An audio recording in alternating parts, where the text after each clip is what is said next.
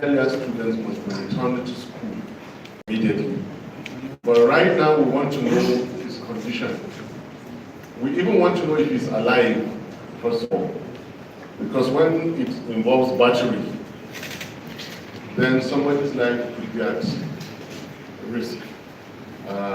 His physical condition, he needs hospital care immediately be provided and then return back to school immediately. We're trying to get across to his parents and then to begin to act. Then the comments of the candidates really have minimal impact on our presidential candidates, on the party, and on the movement. However, it does not sound right, and it keeps sending out the wrong signals to continue to make unguided statements. They might continue to fall down to nothing. Some might just walk out big time negatively. That is why all bad statements must stop. That is why we must respect all candidates of all parties, however high or low, however rich or otherwise, that they are. Respect is very, very important. It also includes respect and sensibilities of ethnic groups and faiths. If these things go unchecked, very easily, the likes of Fatima will be carried away to make comments that will cause civil unrest. It is very important they are called to order. About our fortunes in the southeast, again I doubt.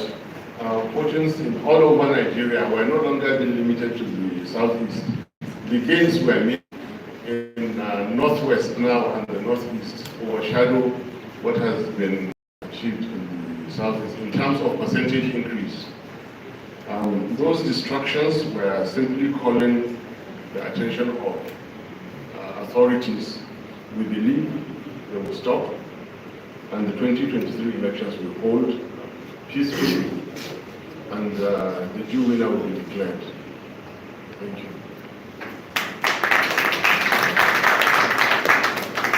I'm calling on Mr. Eze Ocha, Authority newspaper. Concise questions, and let's keep it limited to just 2 questions, please. Yeah, Eze Ocha is my name. Incoming Vice Chairman, sir. Incoming Vice President, sir. Sorry about that. Incoming Vice President, sir. The manifesto of the Labour Party has been an issue for some time now. When is the Labour Party rolling out its manifesto? Or are you going into this election without manifesto? Secondly, sir, Shetima has received lots of criticisms on his uncomplimentary remarks. But do you think that today's remark on his dressing is also complimentary? Because they say 2 wrongs cannot make a right. Thank you. Let me quickly answer these 2 questions. Our manifesto has been pushed out very, very early in the day. In fact, well before any other party said anything about their manifesto, Labour Party did first. However, the rising profile of the Obidient movement and the Labour Party became a subject of attack by other parties in such a way that even before we released, others had gone about releasing the manifesto we had not released. So it informed us to hold back, be more careful about how and when we release it. I assure you, very soon will be released and we will go to polls with a solid manifesto. Your second question is a very intelligent one, and I came here prepared for it. Now, when a gentleman has himself spoken about that statement by acknowledging that he has now come back to order by dressing appropriately. So if another person speaks about it, it's very much in order. It is not wrong of me. reiterated the compliments he gave himself. Thank you. Gabriel, this day.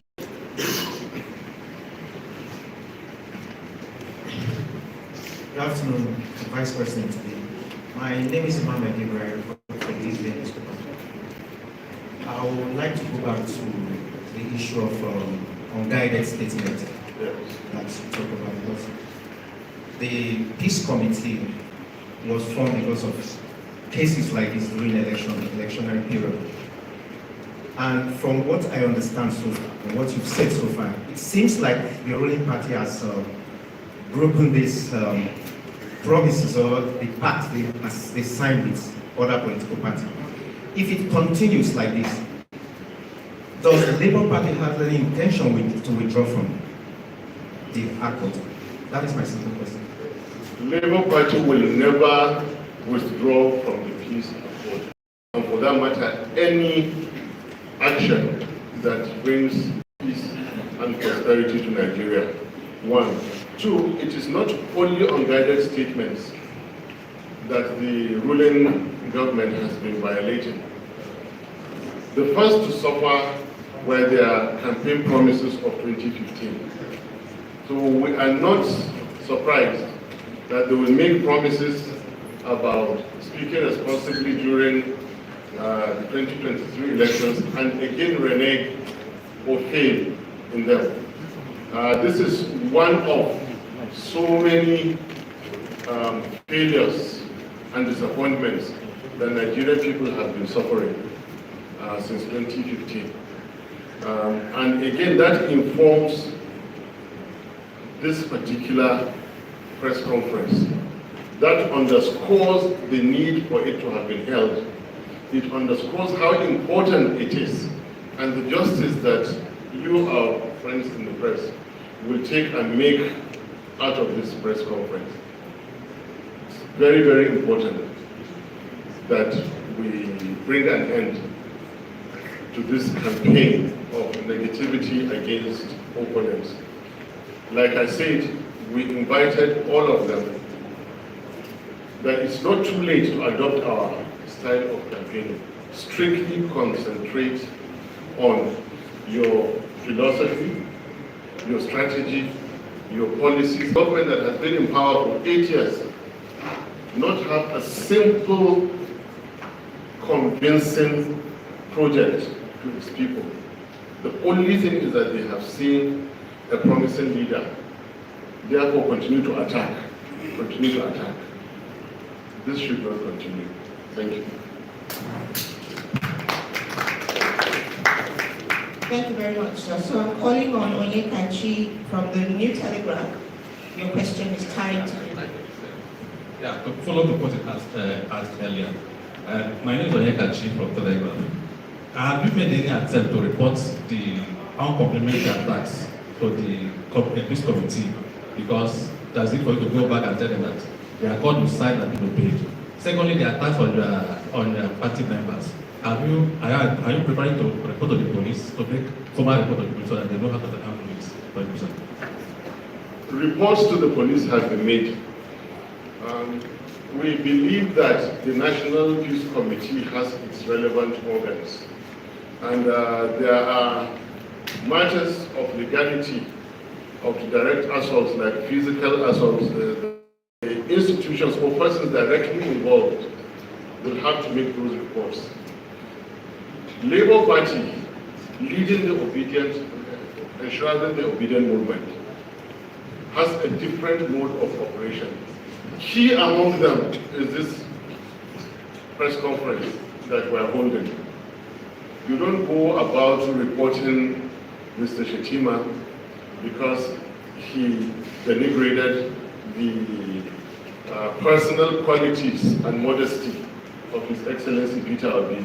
I won't go all the way to Mina to tell General Abdul Salam that they've insulted my boss. Instead, I will enjoy it, like we've said.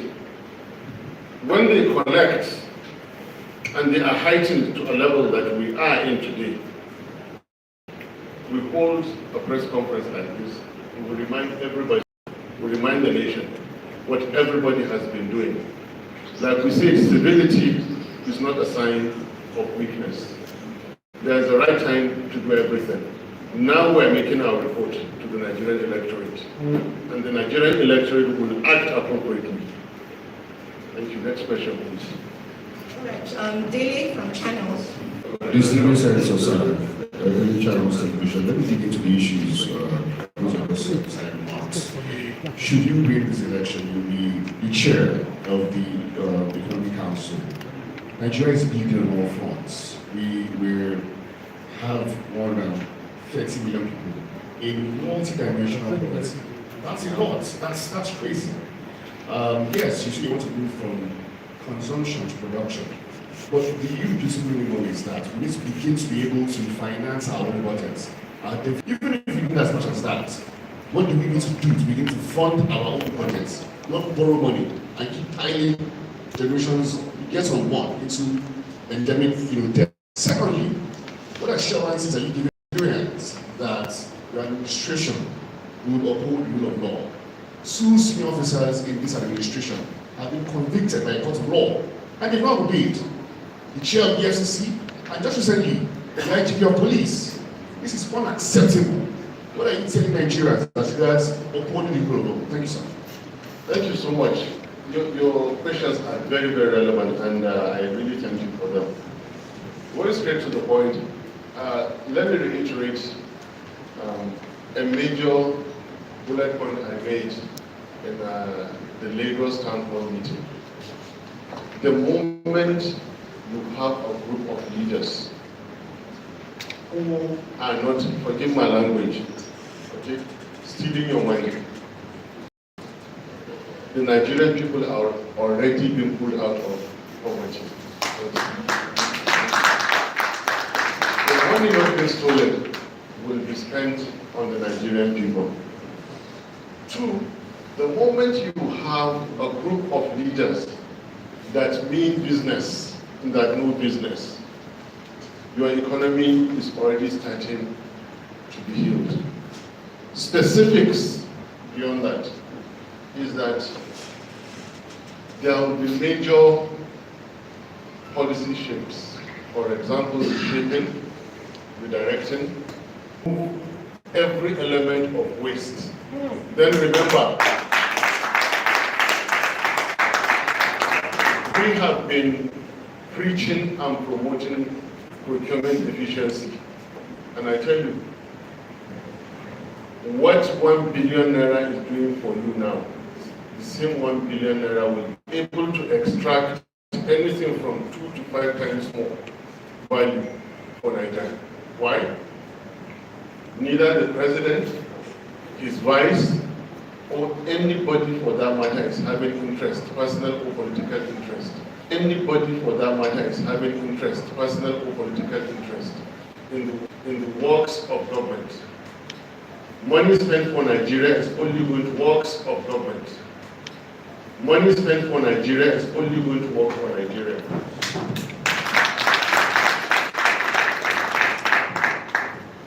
And many more. Time will not permit me to state all of them here. Rule of law. The assurances I'm giving you is practical because we believe in the rule of law. His Excellency Dr. Peter Obi is on his way back to Nigeria. In the last 48 hours has engaged us here to work on this press conference because we believe in constituted authority discharging its responsibilities. We also believe in the impact and effects of civic responsibilities of our citizens. You can begin to read from here, from what we're doing here and now.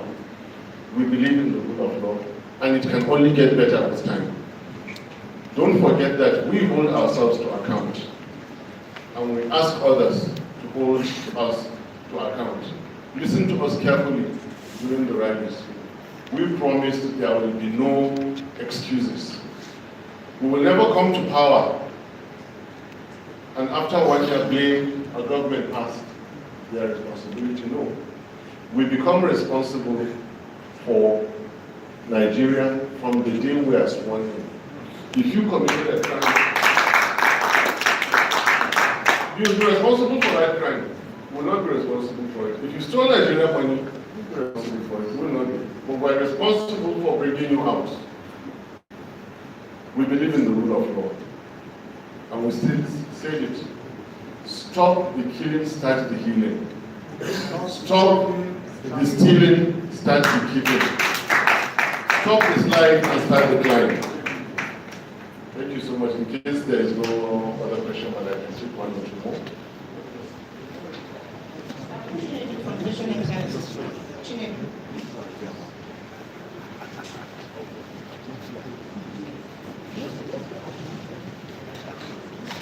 Good afternoon, distinguished. My name is Chinedu. I report for Vision FM. My question is basically on the current relationship between the Labour Party and the organized labor movement in Nigeria. Because I'm also a labor correspondent myself, and I was opportune to have a chat with a TUC member, and he told me privately that it seems that there have been a real breakdown in the kind of relationship between the organized labor sector, that's the TUC and the NLC and the Labour Party. As far as it's concerned, the Labour Party, what you are doing now, you are totally sidelining them from all that is going on. So my question is, what's the current relationship between the Labour Party and the organized labor movement in Nigeria? Thank you. The relationship is a good one, it's a cordial one. And we are not aware of what you just mentioned. However, politics is not easy. And the kind of tremendous support that, and the growth in the fortune of Labour Party, the movement, managing success is not easy. So he's simply reading out to you the challenges of managing success. That is it. Even friends have misunderstanding and disagreements. I believe there must be some randomness in how the growth, phenomenal growth of this party is being shared and managed along the way. And by the way, your question will be more meaningful to me and attract a stronger answer if you are able to use something more concrete than just a conversation between you and your good friend. I'm available to reach out to the party and I'll answer you better when you have something more concrete. All right, so very final question that we'll be taking is from John, Guardian newspaper. John. John Akuko is the name. I write for the Guardian. My first question is, how is the Labour Party managing its own internal wrangling? Secondly, okay, yes, recently there was the issue of the youth leader that was suspended and no other information about it. And I believe there may be some other internal wrangling. How are you managing it? It's very important. You actually mentioned that it is not easy to manage success, and I believe that could be part of issues that can bring an internal wrangling. Then the other one is, recently the Labour Party presidential candidate was in Rivers State. If you remember, it was almost like endorsing the governorship candidate of the PDP because of the support he was getting from Wike. Is that going to augur well for the party if the party should be doing such? I'm not sure I got the second question. You get it? What I was saying is, when the presidential candidate of the party went on the invitation of Wike to Rivers State, at that point, he almost gave in to supporting Wike for the governor. So is that going to work? What happened to the Labour Party candidate in Rivers State?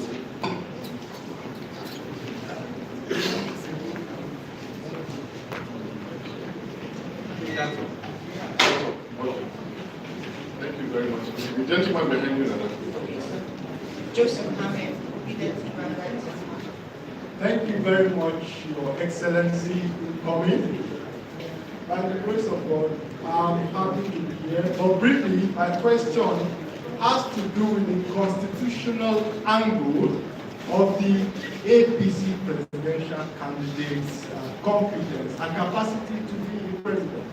By Section 137, Part 6, sub C of the Nigerian Constitution, it is stated there that the person to be qualified for the office of president must be of sound mind. And under no condition can a person that is of unsound mind be a president of this country. Now, what is Labour Party candidate and vice presidential candidate, your uncle self, doing about challenging the competency and qualification of Ahmed Bola Tinubu to contest election as a candidate in this election? Because from all indications and observation, he has not been able to articulate his thought and present himself as someone that is in his right mental frame. So that's my question. Distinguished ladies and gentlemen, I wish I was able to stop my good friend from asking the question, but since he has asked the question, I cannot run away from it. Distinguished ladies and gentlemen, please, I need your attention on this answer. Now, can we stop sharing? And maybe you switch off your phone. No one has ever heard me speak about the health condition of Baba-Ahmed Tinubu or for that matter any other. No one has ever heard that. And I can speak for His Excellency Dr. Peter. We don't speak about their personal conditions, any God-given talents, because there is philosophy behind it, there is morality behind it. I personally believe that the health in you, in anybody, is bestowed by Almighty Allah. And Peter also made the same comment. When Tinubu would not show up for a variety of events, we spoke and he said, I really hope this gentleman is all right. He expressed that concern. I really hope Tinubu is okay. And Peter Obi and myself will not hold it against him that it's not well. The health and the strength in Peter Obi is not his own making. God gave him. The health and the strength in him now and for everybody, it's not our making. God gave us. We really sympathize with Peter Obi and we will not hold it against him. With Tinubu, we sympathize with Tinubu and will not hold it against him and his no way. However,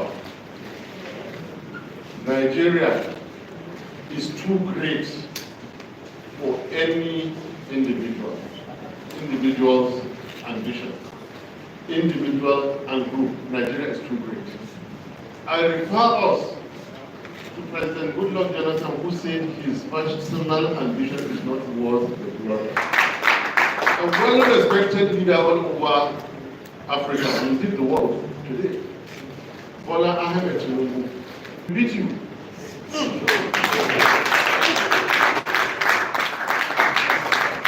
And even in doing that, we will treat you kindly and show respect to you. When we beat you, take you back home, and show you how we will handle Nigeria.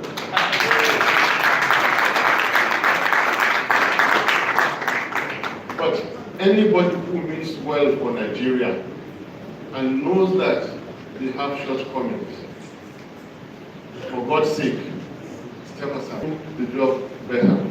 I thank you very much for coming. Thank you so much.